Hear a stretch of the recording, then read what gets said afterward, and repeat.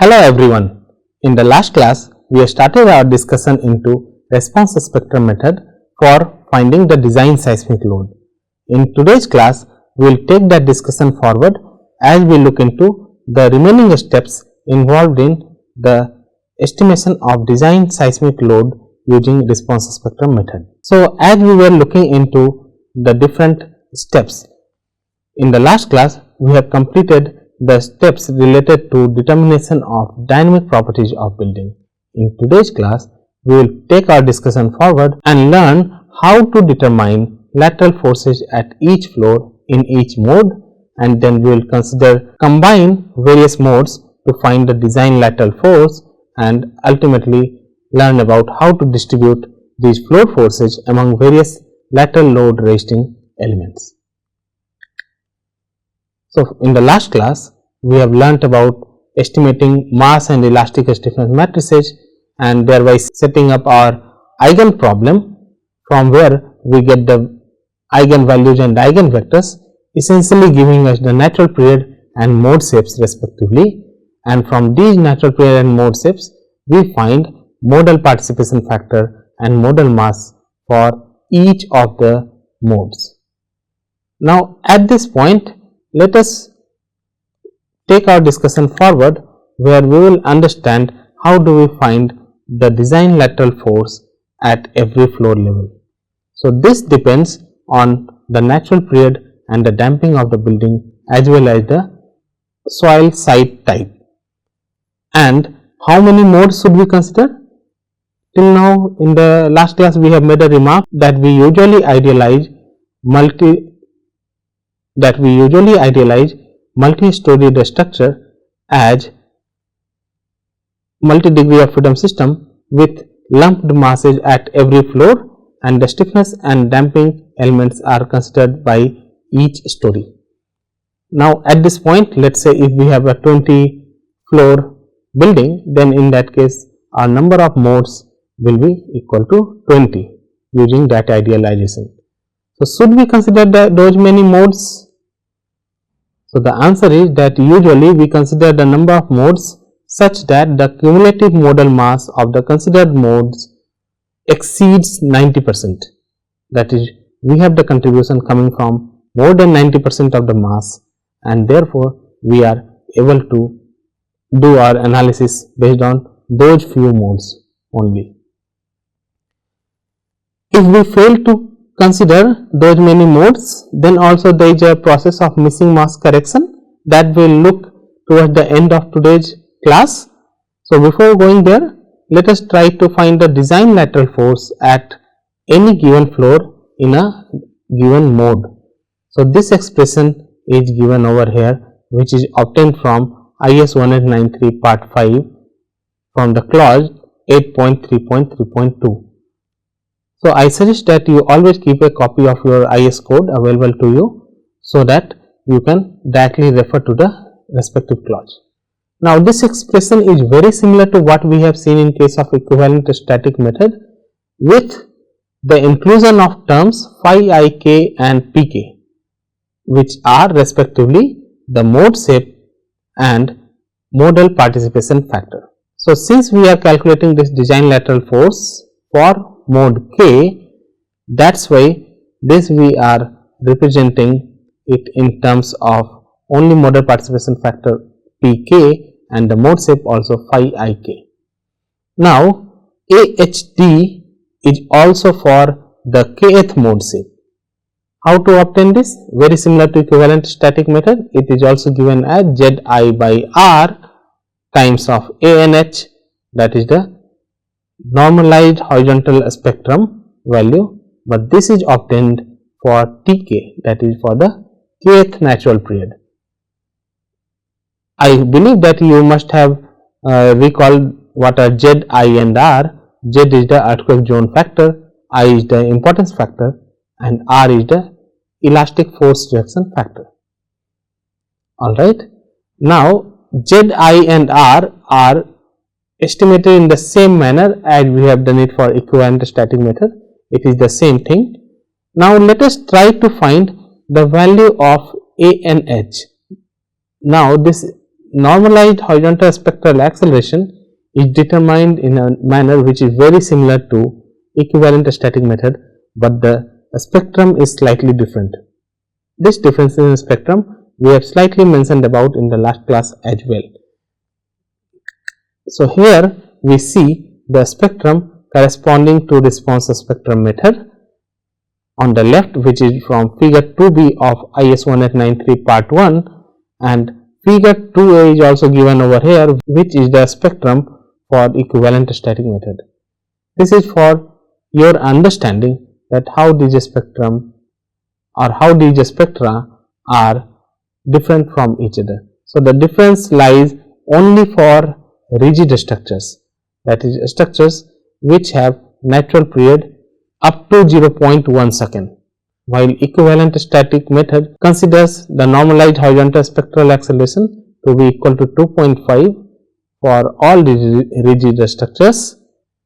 The response spectrum method gives a better estimate for this.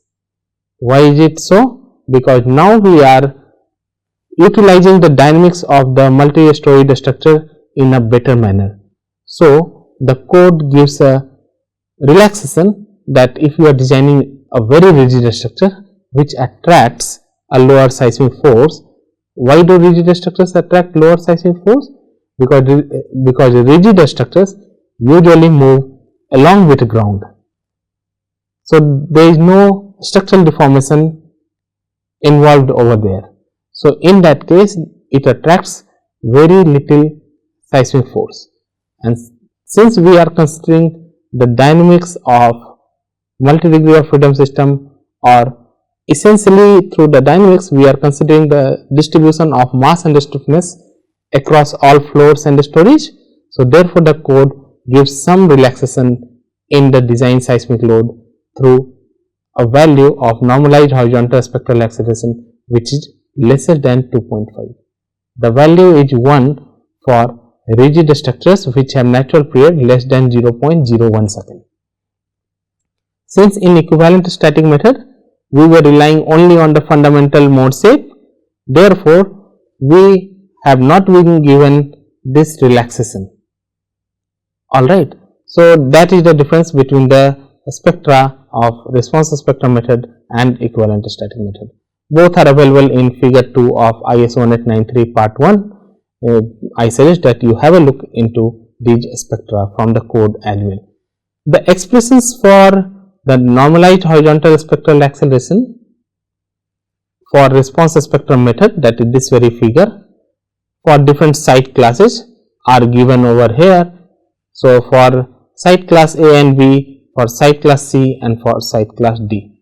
As you can see that these spectra have very sharp boundaries at these values of natural period, which is your corner values.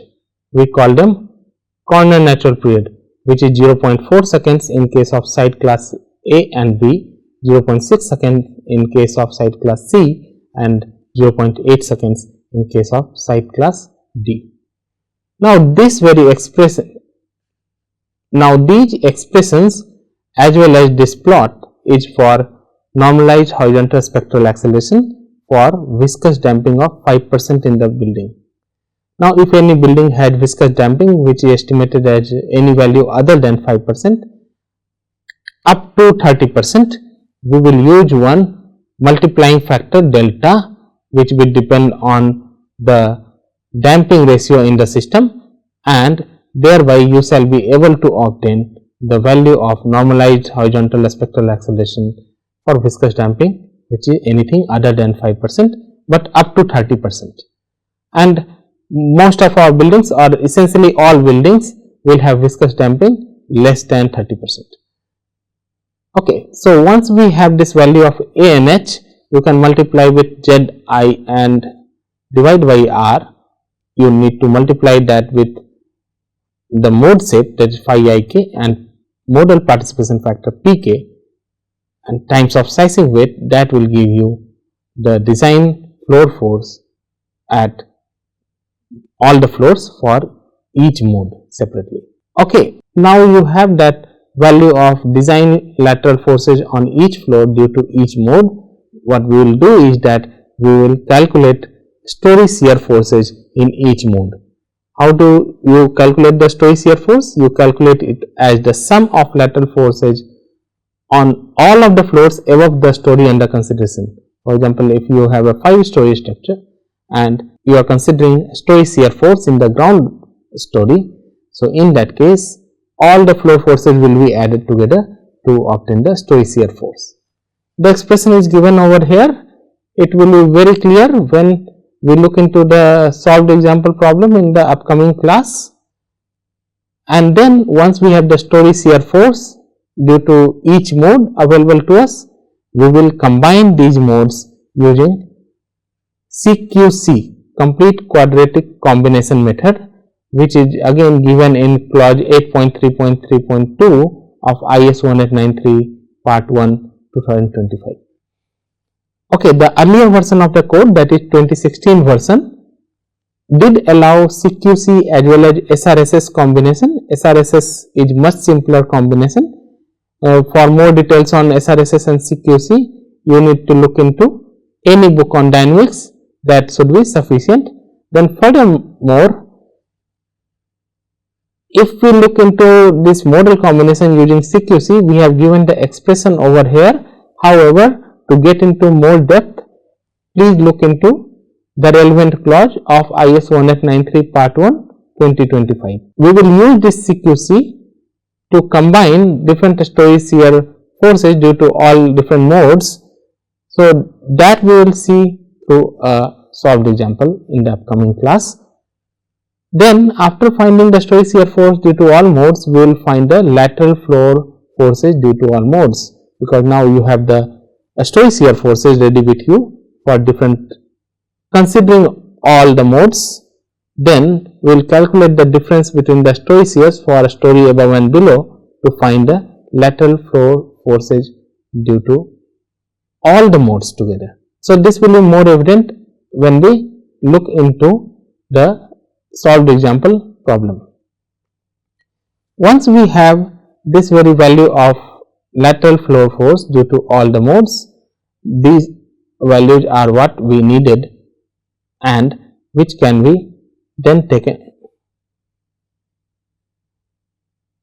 Okay, so once we have this, okay, so once we have the design lateral floor forces due to all the modes with us, we can find the total design base shear. How to find it? That will be the sum of all the design lateral floor forces, or in other words, the story shear in the ground story will also give us the design base shear. Once we have the design base shear, we will just compare it with the design base shear calculated using equivalent static method. So the value of design base shear, if we are using response spectrum method, should not be less than that calculated using equivalent static method. If it is lesser, then we will use the one calculated from equivalent static method, or in simpler words, we will use the maximum of the design base shear calculated from both the methods.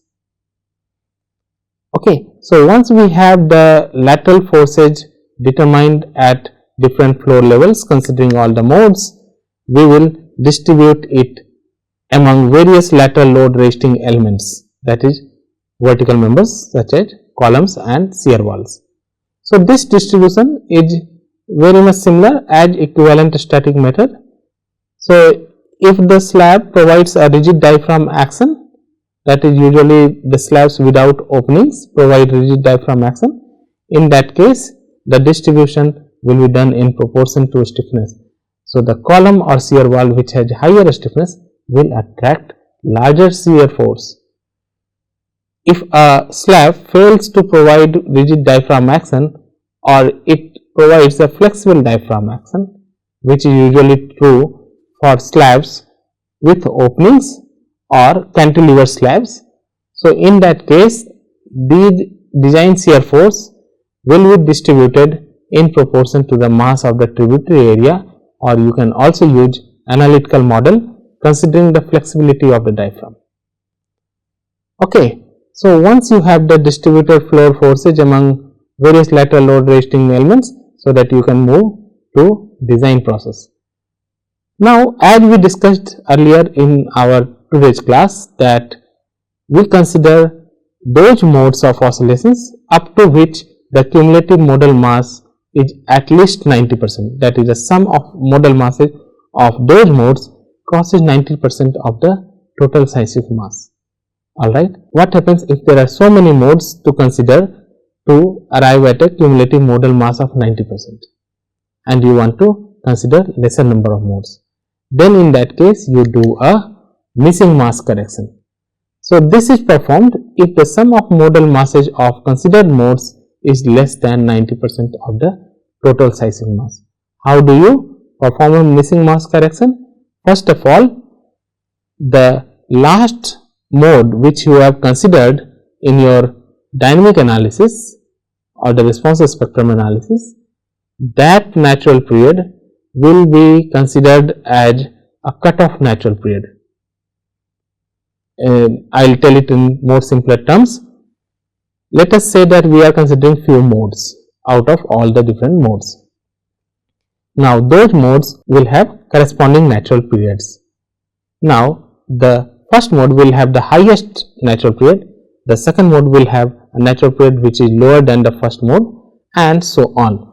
So, the last mode which you have considered in your dynamic analysis method, the natural period corresponding to that mode will be considered cutoff natural period, TCO, and corresponding to TCO you go to your response spectrum and find out the design horizontal elastic PSA. So, AHD as a function of TCO. What is AHD?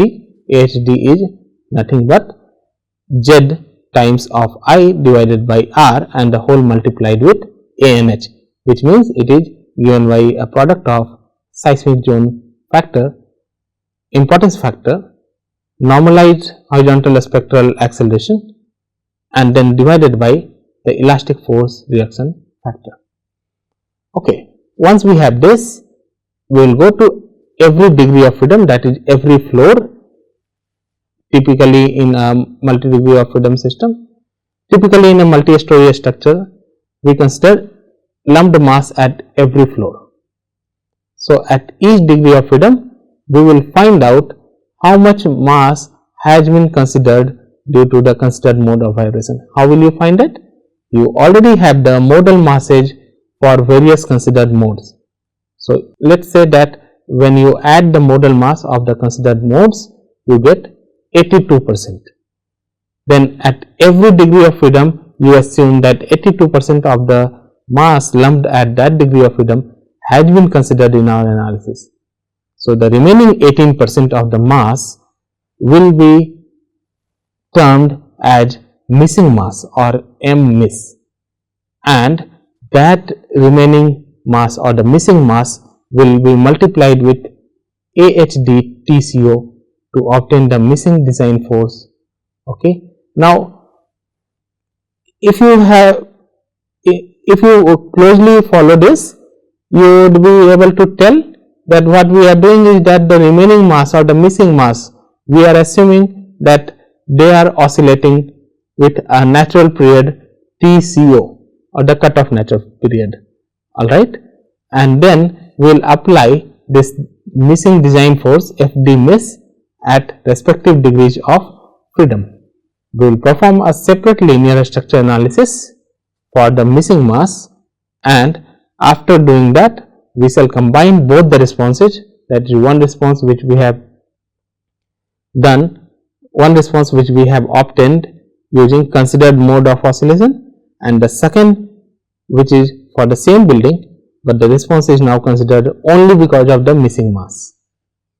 Okay, and then we will combine that through CQC combination. So, this missing mass correction is to be performed when your sum of modal mass of the considered modes is less than 90% of the total seismic mass. So, the best way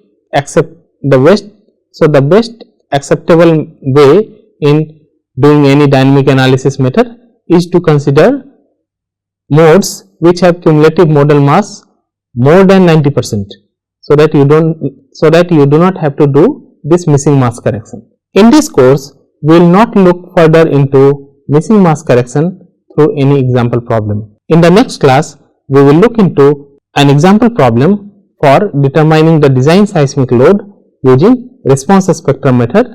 However, we will not be looking into missing mass correction in that example problem. Thank you.